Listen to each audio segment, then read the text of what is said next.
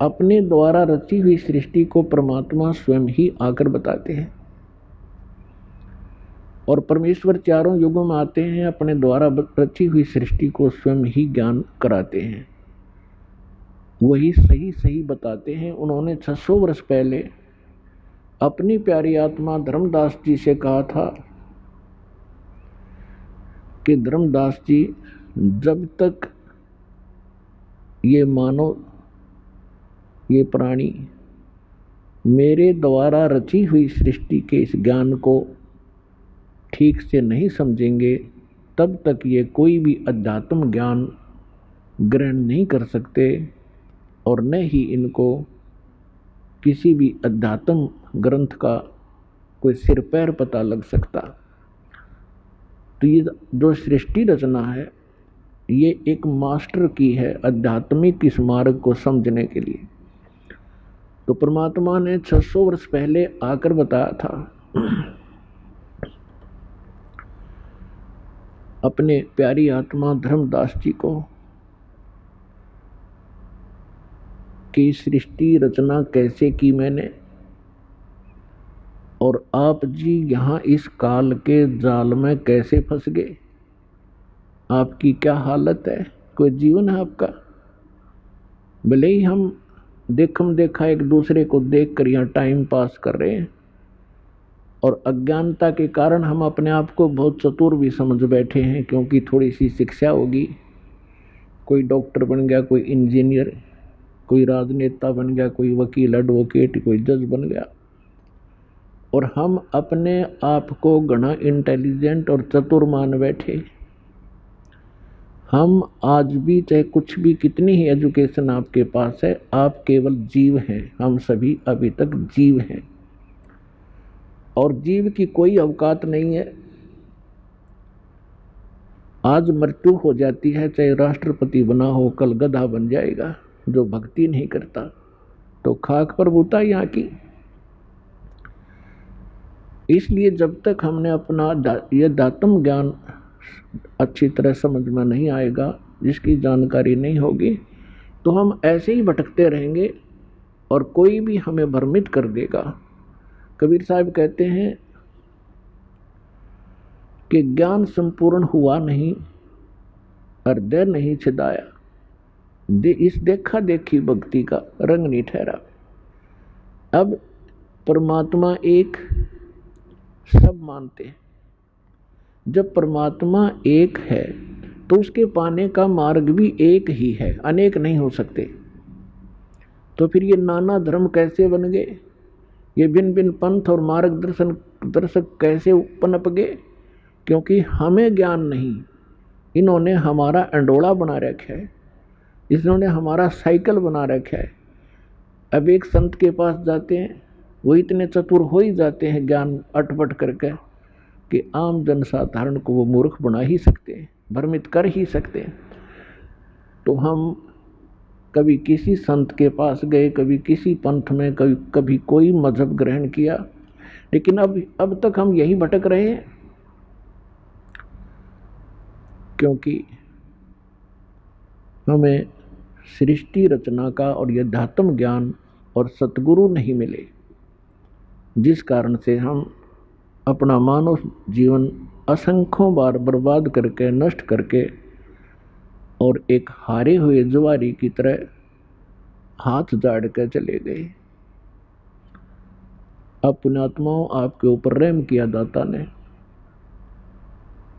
और अब भी नहीं पहचानोगे इस गंदे लोक को, क्योंकि एजुकेशन आपके पास है, इतना समझदार आपको बना दिया है कि आप आसानी से अपना भला और बुरा खूब सोच सकते हैं। और सदग्रंथों में प्रमाण परमात्मा के ये दास आपके रूबरू कर ही रहा है, जो आज तक के ऋषि, महर्षि, मंडलेश्वरों को ये नहीं प्राप्त हुए। तो सबसे पहले केवल परमात्मा थे, सत्य पुरुष थे, अविनाशी परमात्मा कबीर भगवान थे। उस परमेश्वर का ओरिजिनल नाम जो है कबीर देव है। वेदों में उसे कबीर देव कहते हैं, और हम अपनी मातृभाषा में उसे कबीर कहने लगे। कबीर देव माने साहब परमेश्वर, और कुरान शरीफ के अंदर उसी परमात्मा को अल्लाह कबीर कहते हैं। अल्लाह अकबर, अकबीर ये अपभ्रंश शब्द है। अल्लाह कबीर है। अल्लाह माने परमात्मा, साहब कबीर माने कबीर। ऐसे ही उस परमात्मा ने सबसे पहले ऊपर का अकय लोक रचा, जिसको अनामी लोक भी कहते हैं, और उसके पश्चात परमात्मा ने नीचे के 3 लोक और रचे, और प्रत्येक लोक में परमेश्वर ने अपने ही भिन्न भिन्न रूप बनाए, और प्रत्येक लोक के अंदर एक बहुत बड़ा गुम्बद है, बहुत बड़ा सुंदर एक मंदिर नुमा स्थान है। उसके बीच में परमात्मा ने अपना तख्त बनाया है, सिंहासन बनाया है, उसके ऊपर वो विराजमान है। सिर पे मुकुट है, ऊपर श्वेत छत्र है, और परमात्मा के प्रत्येक लोक में परमात्मा की बॉडी का जो लाइट है, परमात्मा के शरीर का जो शरीर प्रकाश है, उसमें प्रत्येक लोक में अंतर है।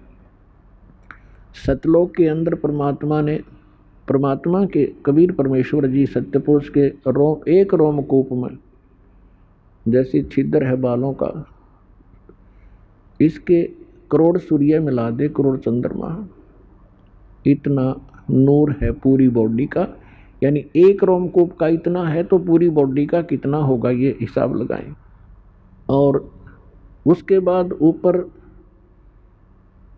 अलख लोक है, उसके अंदर परमात्मा के ऐसे सिंहासन पर विराजमान है, और वहाँ उनके शरीर की जो शोभा है वो एक रोमकूप में अरब सूर्य और इतने ही चंद्रमा दोनों मिला दे तो भी परमात्मा के एक रोमकूप की जो रोशनी है वो तेज है। उसके बाद अगम लोक है। अगम लोक के अंदर परमात्मा के एक रोमकूप की रोशनी खरब सूर्य के तुल्य है। एक रोमकूप की सारी बॉडी की कितनी होगी आप हिसाब लगाएं।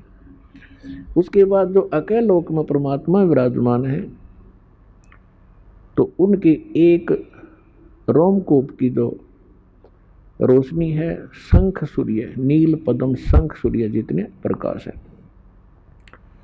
सतलोक के अंदर परमात्मा ने सबसे पहले सृष्टि रचना की है। परमेश्वर कबीर जी ने आदरणीय धर्मदास साहिब जी को बताया, तो वो ज्ञानदास अपने शब्दों में आपके रूबरू करेगा। सबसे पहले परमात्मा ने एक वचन से 16 द्वीपों की रचना की सत्यलोक में, और फिर परमेश्वर ने अपने वचन से 16 सुत उत्पन्न किए, 16 पुत्र। प्रत्येक को एक एक द्वीप में रहने का आदेश दिया। कुछ समय उपरांत परमात्मा ने अपने उन्हीं 16 उत्पन्न पुत्रों में से, जिनमें से एक अचिंत है,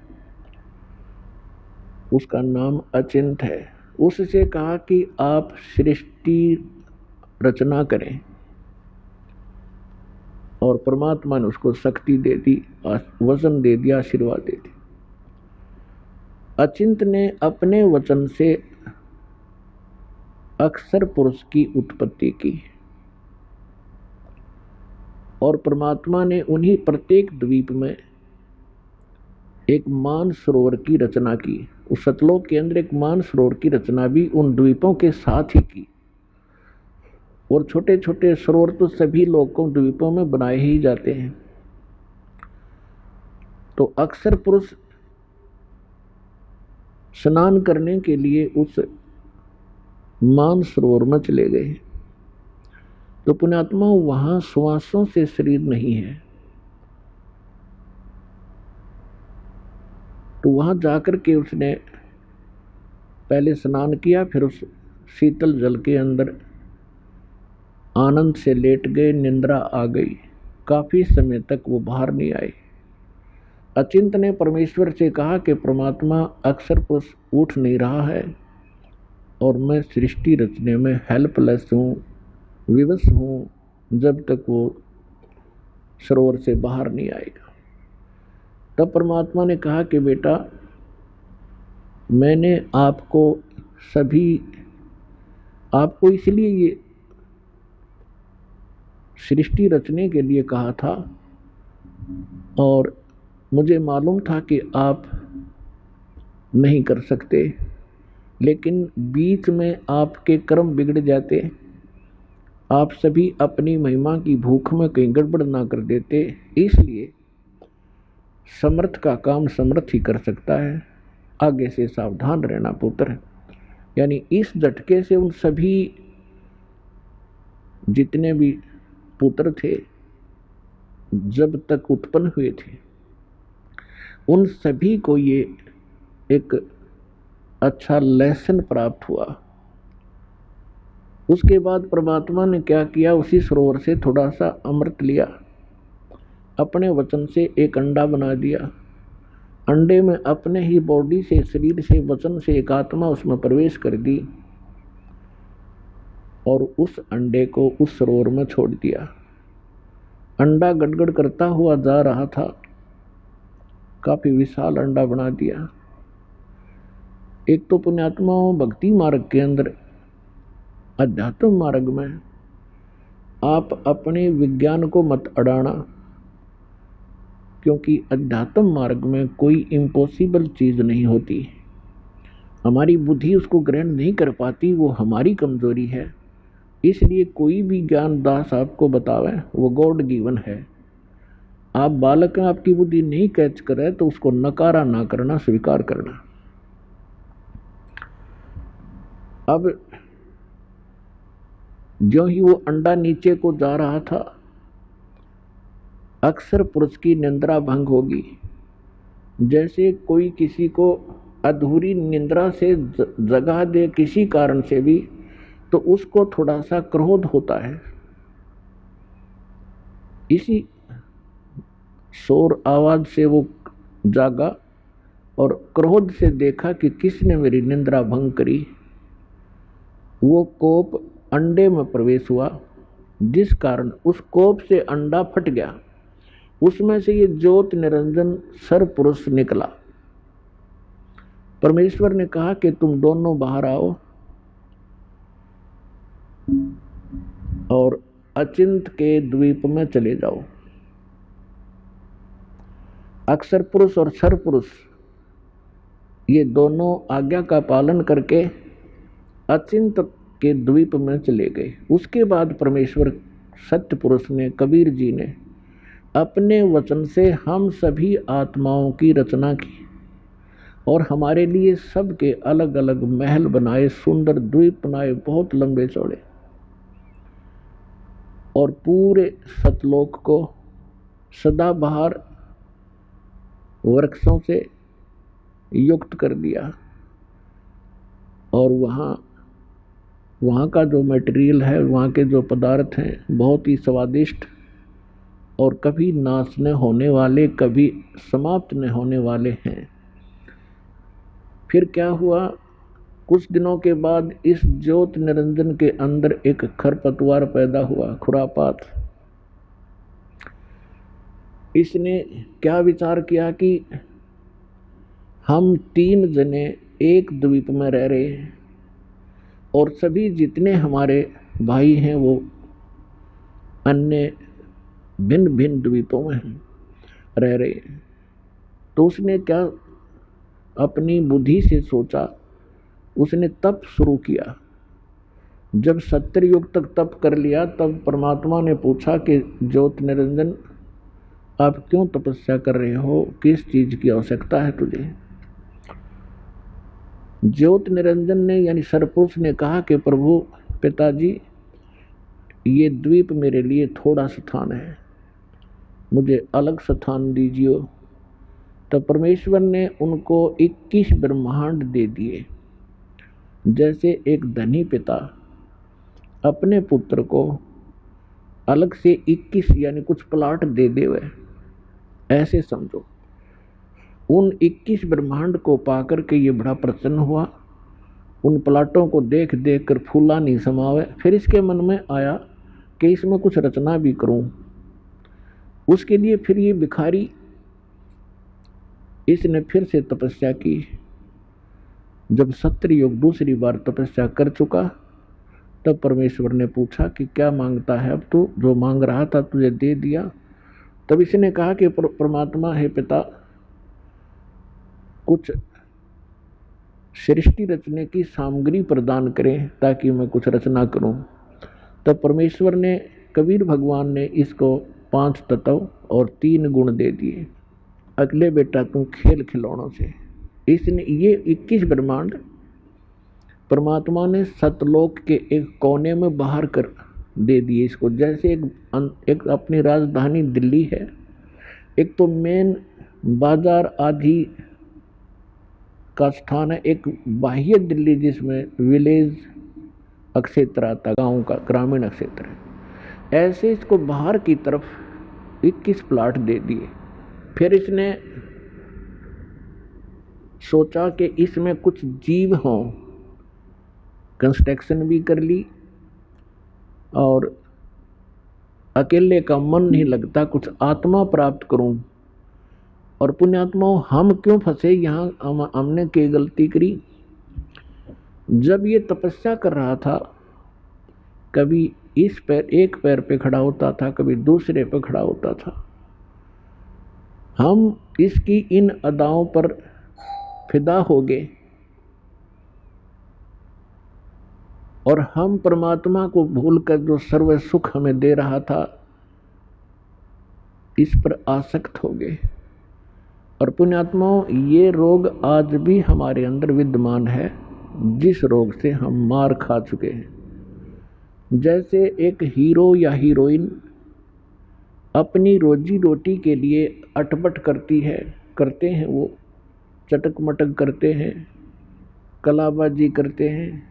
और ये भोले बच्चे, युवा वर्ग, उनका ड्रामा देख के, उनकी एक्टिंग देख करके उन पर आसक्त हो जाते हैं। ये मेरा फेवरेट हीरो है, ये मेरी फेवरेट हीरोइन है।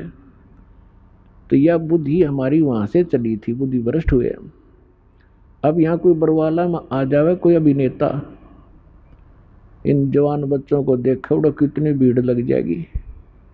और 1 किलोमीटर खड़े खड़े देखेंगे, देखो खड़ा स्टेज पर, वह खड़ी, और लेना एक ना देने दे, धक्के खा आ जा। वो अपनी रोजी रोटी के लिए बकवाद करते हैं, पर ये उनके आसक्त हो गए। तो ये रोग हमारा वहाँ से लगा था। तो उस समय हम अपने मालिक ने भूल गए, इसकी तरफ देख बहुत आसक्त हो गए। परमेश्वर ने बहुत बार आकाशवाणी की कि बच्चों तुम मस्त रहो, इसकी क्रिया पर ध्यान ना दें। हम ऊपर से तो सावधान हो गए पिता की आकाशवाणी सुनकर, लेकिन अंदर से उसके प्रति हमारी कसक विशेष बनी रही। वो अंतर्यामी है, वो जान गए कि ये प्राणी अब यहाँ रहने के योग्य नहीं। जो उस ज्योत निरंजन की रेंज में थे और जो उसको देख रहे थे, वो सभी आसक्त हो गए, और असंख्यों। तो फिर उस ज्योत निरंजन ने फिर तप शुरू किया। जब 64 युग तक इसने तप कर लिया, तब परमेश्वर ने पूछा कि भाई तूने जो मांगा था वो सारी वस्तु दे दी, अब क्यों हट कर रहा है, अब क्या चाहता है? तब इसने कहा पिताजी मुझे कुछ आत्मा दे दो, अकेले का दिल नहीं लगता। परमेश्वर ने कहा कि भी देखो 64 युग तूने तप किया, तीसरी बार इसकी प्रतिफल में और तुझे दे सकता हूँ, प्लाट कितने ले ले ब्रह्मांड, पर आत्मा नहीं दे सकता। ये मेरा अंश है, मेरी वचन से उत्पन्न हुए हैं, ये मेरी आत्मा है, मेरे शरीर से निकली है। अपन आत्माओं,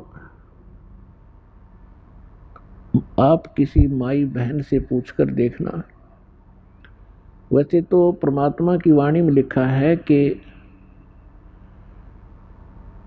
पिता को पुत्र या पुत्री संतान बहुत प्रिय होती है, बालक, लेकिन माँ को उस पिता से भी 100 गुना ज्यादा प्रिय होते हैं बच्चे।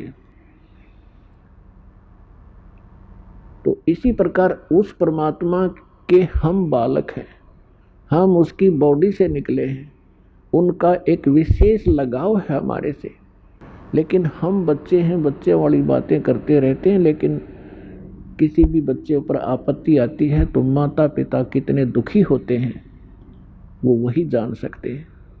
तो कहने का भाव ये है कि जब उसने 64 युग तप किया तो परमात्मा ने कहा भाई आत्मा तो मैं क्यों नहीं, और प्लाट ले ले, कितने ब्रह्मांड ले सकता है। फिर परमात्मा ने कहा एक शर्त है, यदि कोई आत्मा स्वयं आपके साथ जाना चाहते हो तो वो जा सकते हैं। तो पुण्यात्मा युगकाल भगवान हमारे पास आया, जितने भी यहाँ चीटी से लेकर हाथी तक, रंग से लेकर राजा तक, ब्रह्मा विष्णु महेश तक और दुर्गा तक, जितने भी ये देव हैं, ये सभी हम इस काल के जाल में वहाँ ऐसे फंसे। ये हमारे पास आया और हमारे से कहा, आप देखकर इसके चारों तरफ खड़े हो गए, जैसे ही रोन देख कर बालक खड़े हो जाते हैं। तब इसने कहा कि मैंने पिताजी से तपस्या करके ऐसे ऐसे 21 ब्रह्मांड प्राप्त किए हैं, आप हमारे साथ चलोगे? वहाँ ऐसे बनाऊंगा, ऐसे बनाऊंगा, और वहाँ ऐसे बनाएंगे, ऐसे रहा करेंगे। तो हमने क्या कहा कि यदि पिताजी आज्ञा दे दे तो हम चलने को तैयार हैं। तो ज्योति निरंजन ने फिर से परमात्मा से प्रार्थना की और कहा, जी कुछ आत्माएं मेरे साथ जाने के लिए एग्री हैं, आपकी आज्ञा चाहते हैं। तो परमात्मा हमारे पास आए और हमसे पूछा कि भाई बोलो कौन कौन इस ज्योति निरंजन सरपुरुष के साथ इसके लोक में जाना चाहते हैं, वो हाथ खड़ा करें। अब हम पिता के सामने, क्योंकि वो पहले कह चुके थे कि इसके ड्रामे न मत देखो, अपना मस्त रहो, ये इसका कार्य उचित नहीं है। तो हम बहुत ज़्यादा लज्जित हो गए और नीची गर्दन करके बैठ के सभी सन्नाटा छा गया, कोई नहीं बोला। पिताजी के सामने कैसे ये मुंह फटे। तब परमेश्वर ने कहा कि ज्योति निरंजन, आप तो कह रहे थे, तू तो कह रहा था कि बहुत सी संख्या में मेरे साथ चलने को तैयार है, ये तो एक भी नहीं बोलता। तब एक आत्मा खड़ी हुई और खड़ा होकर के कहा कि मैं इनके साथ जाना चाहता हूं। हमने सोचा कदे ये एक लिए यही आत्मा सारा मजा ले जा, हम पीछे रह जा। तो देखा हमने भी फिर दोनों हाथ खड़े कर लिए असंख्यों। तब परमात्मा ने कहा, ठीक है भाई, जिसने भी आपके साथ जाने की इच्छा व्यक्त की है उनको मैं आज्ञा देता हूं, लेकिन मैं अपने हिसाब से भेजूंगा, ऐसे ठीक नहीं, आप जाइए अपने लोक में। तो परमात्मा ने सबसे पहले जिस आत्मा ने खड़ा होकर के सबसे पहले स्वीकृति दी थी उसकी लड़की बना दी और उसके अंदर हम सभी आत्माओं को बीज रूप में सूक्ष्म बनाकर फीड कर दिया। अपने आत्माओं, इस विज्ञान से हमें बहुत कुछ शिक्षा प्राप्त होगी।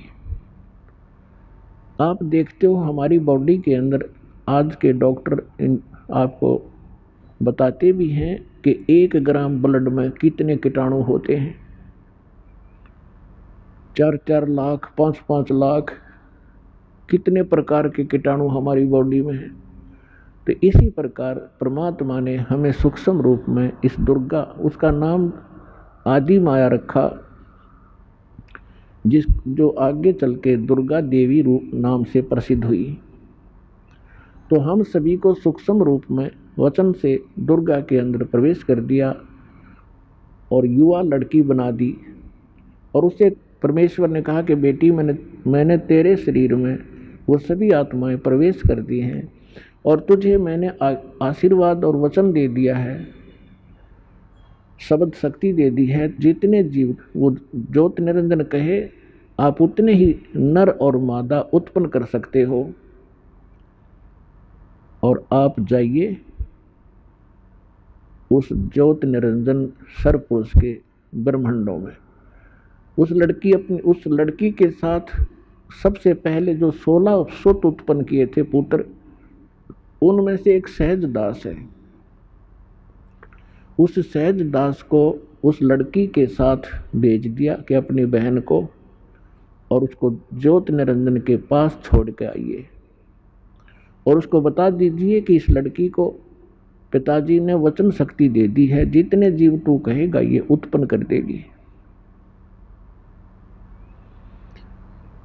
सहजदास जी ने आज्ञा का पालन किया, अपनी बहन को लेकर के वहां पहुंचा।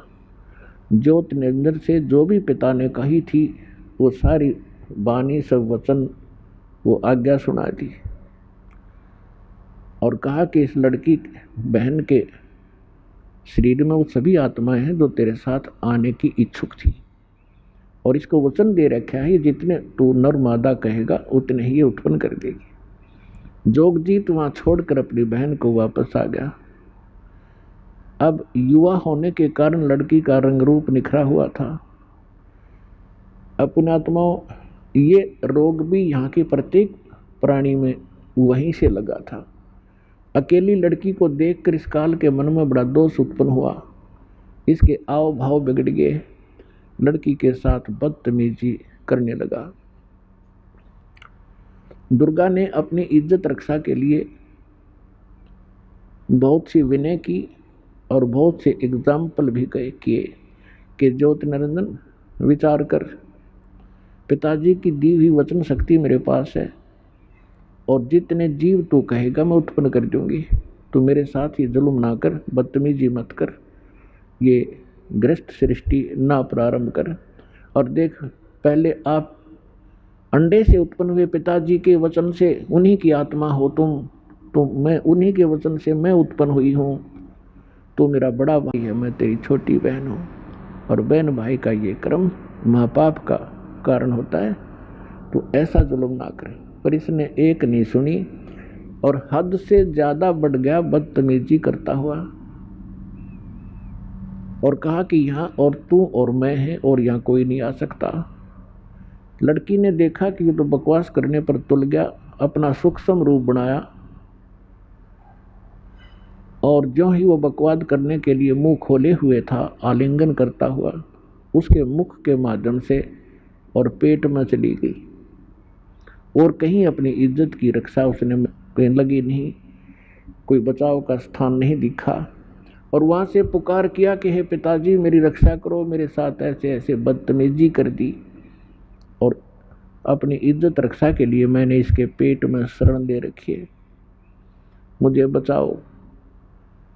परमात्मा को पता था कि इन्होंने भरी थाली कर ठोकर मार दी, या सारे सुख उपलब्ध थे और इस दुष्ट के साथ ही आकर्षित होकर इससे लेंगे टिंडे।